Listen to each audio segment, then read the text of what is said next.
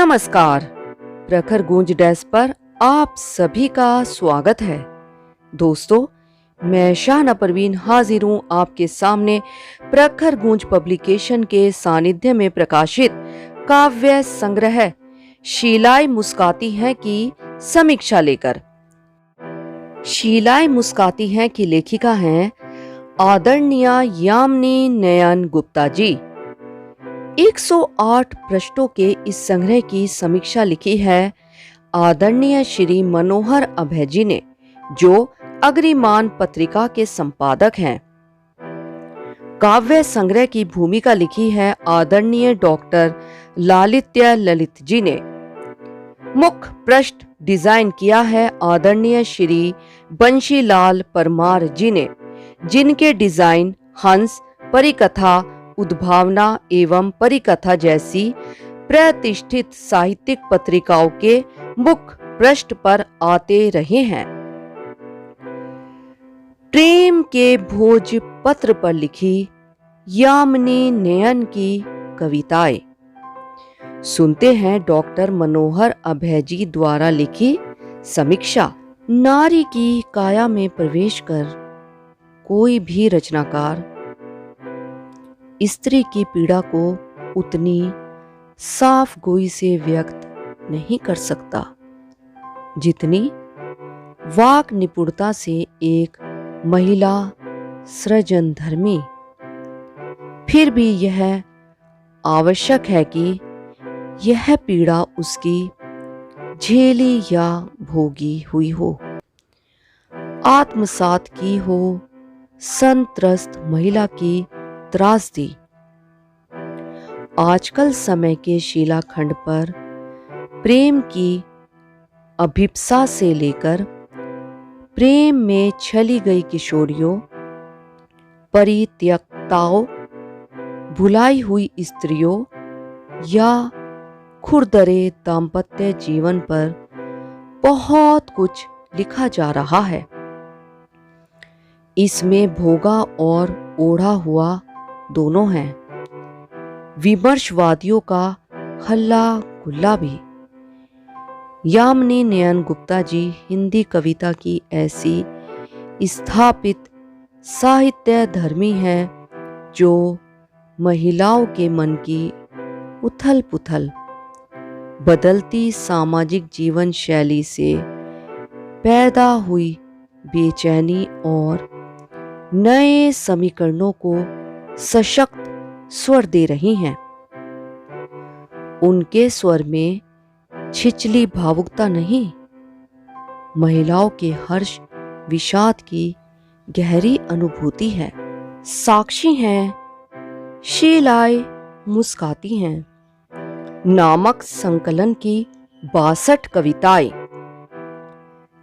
चाहे सामाजिक सरोकार हो या जीवन की निजता के प्रश्न, इनमें जुड़ा है प्रेम, नेह और देह का त्रिकोण।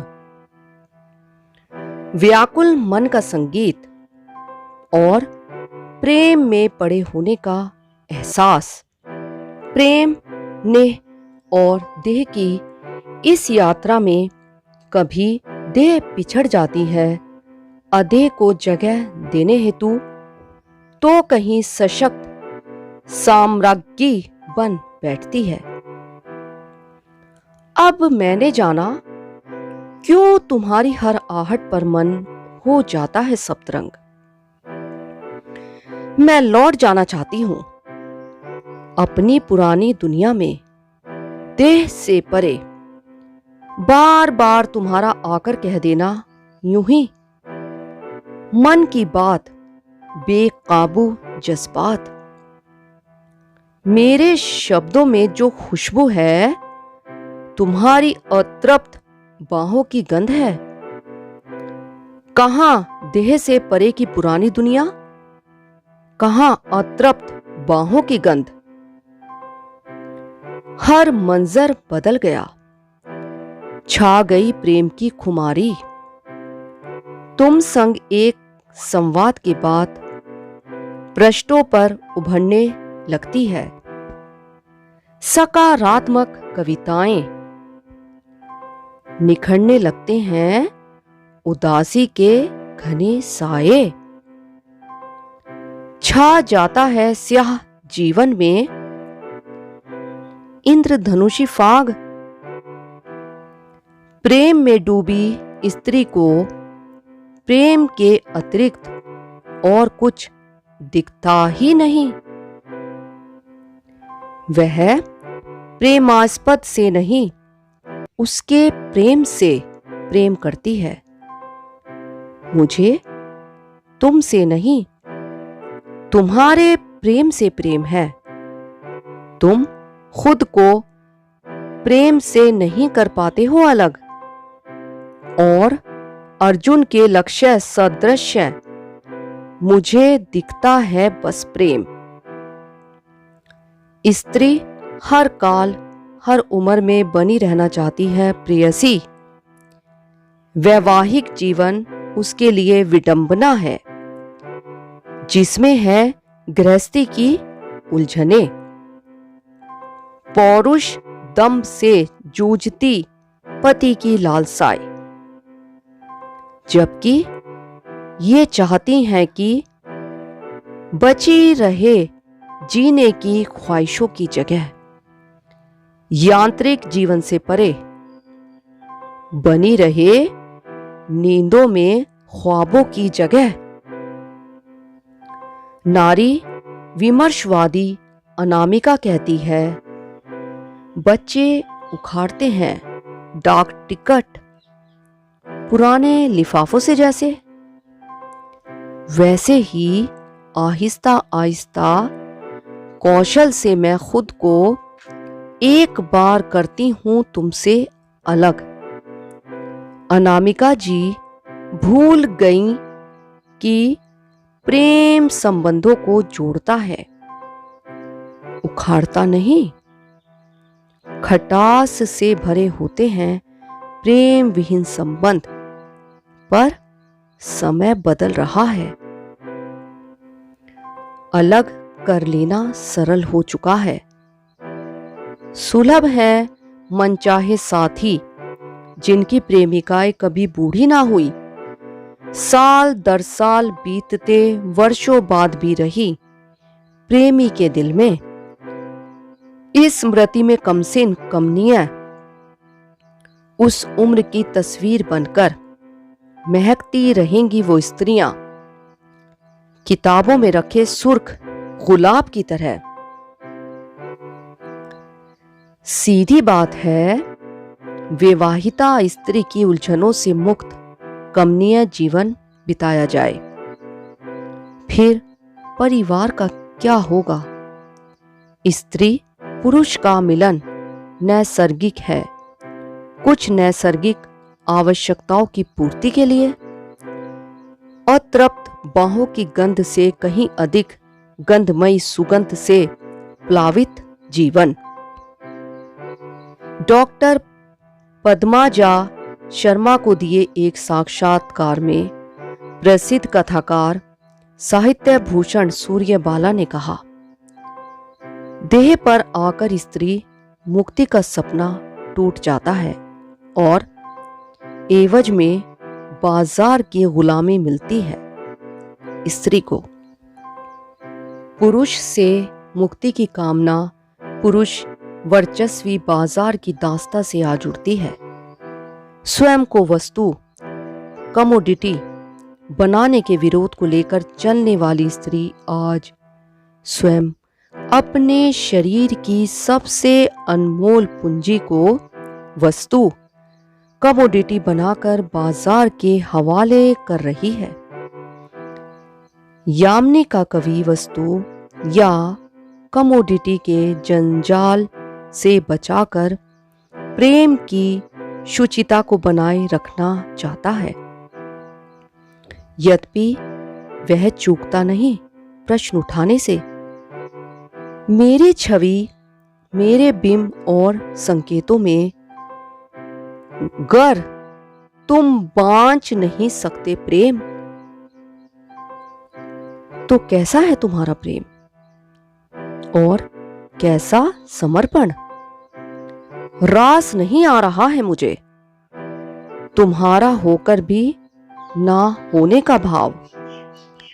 एक प्रश्न और, पत्नी बड़ी या प्रेमिका? विमर्शवादी मंतव्य है कि पत्नियां कभी प्रेमिका नहीं बन पाती।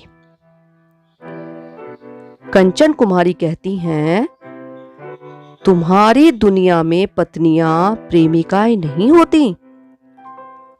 पत्नियां नहीं पहुंचती चरम सुख तक। यह हक है सिर्फ प्रेमिकाओं का। पत्नियां डरती हैं तुम्हारे ठुकराने से।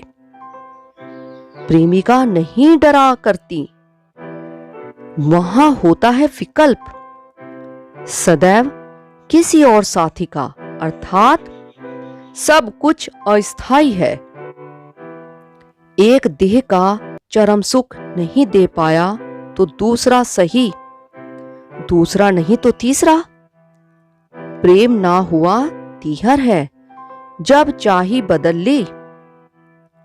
फिर ये कहना व्यर्थ है कि प्रेम में पड़ी स्त्री के मन में, दिल की गहराई में, ऊनिंदी आंखों में हर पल हर क्षण प्रेमी की सुखद छुअन के एहसास भरे होते हैं। क्या जरूरत थी कबीर को यह कहने की, प्रेम ना बाडी उपजे, प्रेम ना हाट बिकाई।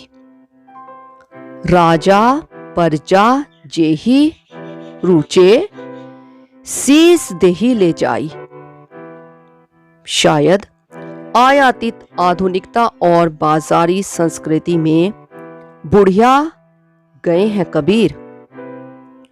कोरोना संक्रमण से हाल ही में दिवंगत हुए जाने माने साहित्यकार प्रभु जोशी ने अपने अंतिम लेख में कहा कि मेरा शरीर मेरा जैसा नारा स्लोगन अश्लील साहित्य के व्यवसायियों की कानूनी लड़ाई लड़ने वाले वकीलों ने दिया था।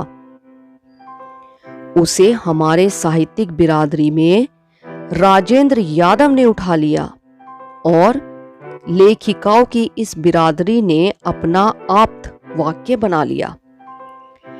विमर्शवादी मंतव्य को स्पष्ट करते हुए कवि की कहन है कि पत्नियों के लिए मन चाहे स्पर्श, आलिंगन, चरम उत्कर्ष के वह पल सदा रहे कल्पना में ही, कभी उतर नहीं पाते वास्तविकता के धरातल पर। देहातीत संबंधों की बात सिमट कर रह जाती है। चरम सुख और प्रणयी की मुलायम छुअन में। विमर्शवादियों की ऐसी बातें कवि ने बहुत ही संयत और शालीनता के साथ स्पष्ट की हैं। ये नारेबाजी से कहीं अधिक शिष्ट और सार्थक है। उसके लिए प्रेम तर्क कुतर्क का विषय नहीं है। एक बार की प्रेम मौन से जीत जाता है, किंतु तर्क से जाता है हार। कवि अनभिज्ञ नहीं है गृहस्थ जीवन की सुखानुभूति से। पढ़िए सफरनामा या पुस्तैनी घर जैसी मार्मिक कविताएं। गंतव्य नामक कविता का माधुर्य ही अलग है। प्रेम में मेरे मन का, तुम ही हो गंतव्य मेरी तृप्त कामनाओं का। तुम ही तो मंतव्य हो प्रेम मिश्रित मुस्कान का। क्या मैं प्रतिदान दूं उन्मुक्त हंसी के बदले? कहो तो प्राण दूं। प्रेम में एकाकार होना आवश्यक है, नहीं चाहिए दान प्रतिदान। खलील जिब्रान कहते हैं, प्रेम की कोई आकांक्षा नहीं होती सिवाय इसके कि उसकी संपूर्ति हो। अगर तुम आकांक्षाओं के साथ प्रेम करते हो तो करो, उनकी पूरी वेदना और नाजुकी के साथ। कवि कथन है, सफर पर चलते चलते अब महसूस ये होता है कि तुम होने लगे हो मुझ जैसे, और मैं रही अपनी से ही। उम्र के इस मोड़ पर आकर एक हो गए हैं हम, दोनों के चश्मे और नजरिया भी। प्रेम की सबसे बड़ी बाधा है मैं, अहम। जब मैं था तब हरि नहीं, अब हरि है मैं नाही। खलील ने कहा, तुम एक साथ पैदा हुए और इससे भी अधिक एक साथ ही रहोगे सदा, किंतु खालीपन भी रहे तुम्हारे एकत्व में। दोनों एक दूसरे को प्यार करो, लेकिन प्रेम का कोई बंधन न बांधे, बल्कि इसे अपनी आत्माओं के किनारों के बीच एक बहते हुए सागर के समान रहने दें। कविताएं और भी हैं विविध विषयों पर, लेकिन जिनमें प्रेम की प्रतीति है, उनकी मिठास ही कुछ अलग है।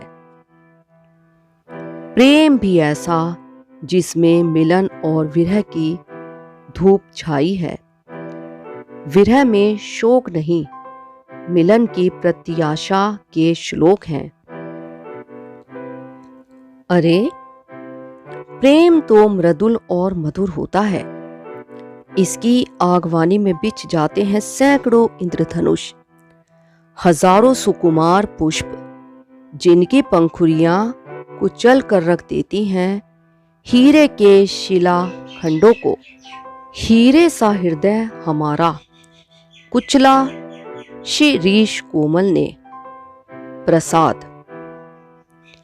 यामिनी की कविताओं में यदि प्रेम का स्पर्श न होता तो शीलाएं कैसे भर पाती मुस्कान। इन कविताओं में इतनी हिम शीतल प्रणय अनल है कि हिमवंत पिघल कर पानी पानी हो जाते हैं। प्रसाद गुण से संपन्न सरल सहज संप्रेक्षणीय भाषा है यामिनी की कविताओं की। यहां आपको मिलेंगे अनुभूति के हलंत, आवेग के अनुस्वार, नेह का उजास, किरकिराता अकेलापन, संवेदना की विथिका या गवाक्ष, यकीन की चादर, मृग तृष्णा के लंगर, पीड़ा के पिरामिड आदि। कवि ने अज्ञा से उधार ले लिया है उनका वाक्य। थोड़े बदलाव के साथ दुख ही सबको मांझता है, दुख सबको मांझता है अज्ञे।